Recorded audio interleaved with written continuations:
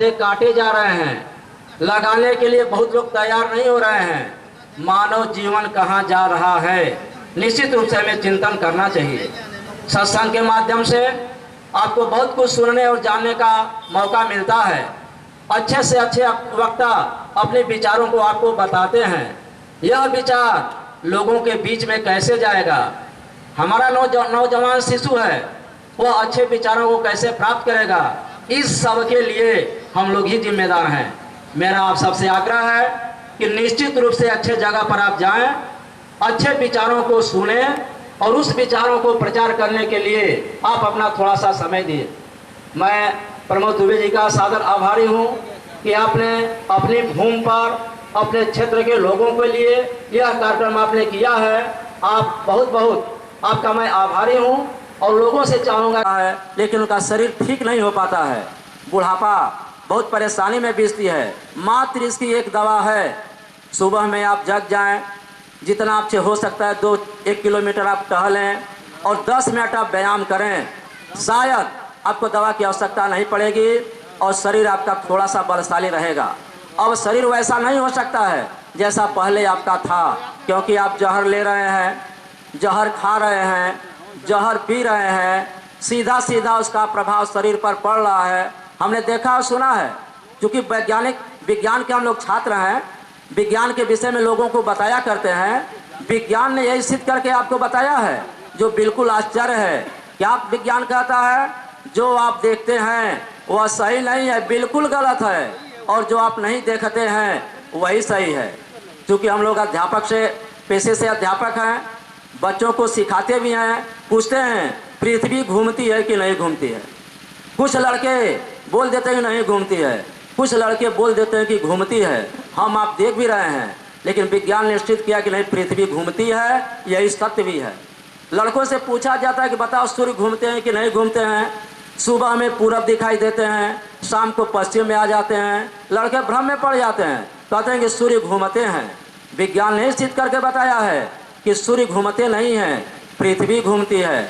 सूर्य एक तारा है, छोटा सा तारा है, उसमें अपना प्रकाश है, पृथ्वी में अपना कोई प्रकाश नहीं है। सूर्य के प्रकाश से पृथ्वी चमकती है और वह सारी चीज़ें हमको प्राप्त हो जाता है जिसे हमें आपको आवश्यकता पड़ती है। थोड़ा सा आप ध्यान दें विज्ञान पर। हवा आपको कैसे मिलती है, और इसके लिए मात्र केवल 2 ही हमारे मुख्य देवता हैं, या दाता कहिए उनको, पेड़ पौधे और सूर्य। पेड़ पौधे की पत्तियों में जो हरा रंग पाया जाता है, सूर्य के प्रकाश से वह क्रिया करता है, हमको प्राण वायु हवा मिलती है, और फल फूल भी इसी के कारण मिलता है। तीसरा हमारा सद्गुरु हैं, जो हमें शिक्षा देते हैं, बताते हैं कि अपने जीवन को आप कैसे सफल बना सकते हैं।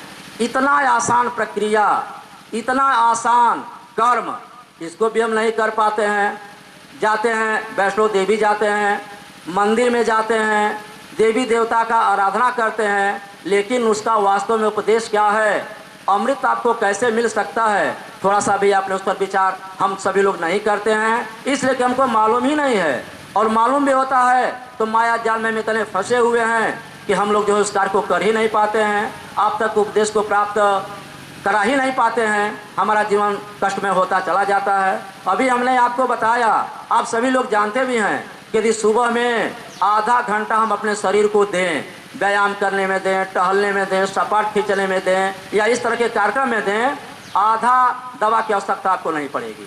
शेष आपका खान पान है, समय से भोजन नहीं लेंगे, समय से दाना और पानी नहीं लेंगे, तो आपका ये स्वास्थ्य जितना भी दवा कर लें अच्छा होने वाला नहीं है।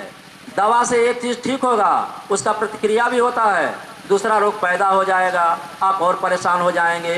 तो समय से खान पान और सुबह में व्यायाम हम करें, हमारा शरीर ठीक रहेगा। मंदिर में वैष्णो देवी, तमाम विंध्याचल देवी के यहाँ मना नहीं किया जा रहा है आपको, वह भी आप करें, लेकिन थोड़ा सा आप जरूर विचार करें कि सब लोग आपके मन में हैं, सब आपके अंदर ही हैं, आप अच्छी तरह से जानते भी हैं। और हमारे मित्र ने बताया है कि सद्गुरु को प्राप्त कैसे किया जा सकता है। बहुत आसान विधि, बिल्कुल आसान साधना। आँख को बंद करिए, भगवान का नमन कीजिए, और जो भी आपको क्रिया प्रतिक्रिया बताई जाती है, सांस को लीजिए, छोड़िए, भगवान का स्मरण 10 मिनट 15 मिनट कीजिए, निश्चित रूप से आपको पता चल जाएगा कि वास्तव में सतगुरु क्या है। अब देख लीजिए, आप कहना भी मैं नहीं चाहता था, लेकिन चूंकि हम लोग को थोड़ा सा ज्ञान है, थोड़ा सा हम लोग देख भी रहे हैं, तो आपको अच्छा लगेगा तो अच्छी बात है। नरेंद्र मोदी, लोग कहते कि एक आदमी क्या करेगा, और मैं कहता हूं कि एक आदमी सब कुछ कर लेगा। परमात्मा एक है, सदगुरु एक है। हम लोगों के बीच में करने वाले एक प्रमोद दुबे जी ही हैं जिन्होंने इस कार्यक्रम को प्रारंभ किया है। नहीं तो हम यहाँ न बैठे थे, न खजूरगांव से हम आते, न आप सबसे वार्तालाप हो पाती। करने वाले एक ही रहते हैं। नरेंद्र मोदी के कारण आपका जो देश है वह विश्व में प्रथम स्थान पर जाने वाला है, और फिर यह विश्व गुरु कहलाएगा। अभी आपके बगल में सड़क बन रहा है, देख लीजिए, या विश्व में कोई कार्यक्रम हो रहा है, देख लीजिए। 370 धारा, मुसलमान कहते थे, पाकिस्तान कहता था खून की नदियाँ बहेंगी, भारत का झंडा लेने वाला कोई नहीं मिलेगा, एकदम देश तबाह हो जाएगा। 1 मिनट में मोदी ने बुला करके राष्ट्रपति को बुलाया, प्रधानमंत्री तो स्वयं है ही, सबको बुला कर कहा कि दस्तखत कीजिए, और 1 मिनट में 370 धारा खत्म। जो वहाँ के लिए कलंक था, आपके देश के लिए कलंक था, वहाँ की जनता के लिए विष था। तमाम नेतागण भी उसका विरोध कर रहे हैं। नरेंद्र मोदी कहता है कि जो चोर हैं वह जेल में होंगे, जो सही हैं वो वास्तव में आपको दिखाई देंगे।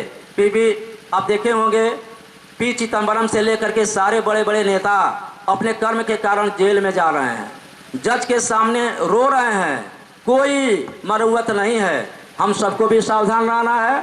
हमारे मित्रों के बातों को आप सुने, सत्संग में निश्चित रूप से आप आवें, अच्छी अच्छी बातें आपको मिलेगी। यह हमारा भारत भूमि धन्य है। सोने की चिड़िया कहा जाता था, सोने की चिड़िया, इसको पुनः बनाने में, हम अपनी जनता को जागृत करने में, छोटे बच्चों और युवाओं में अच्छा उत्साह भरने के लिए सदा प्रेरित रहें। मैं भगवान का स्मरण करते हुए, आप सबको नमन करते हुए अपनी वाणी को विराम देता हूँ। जय माता जी।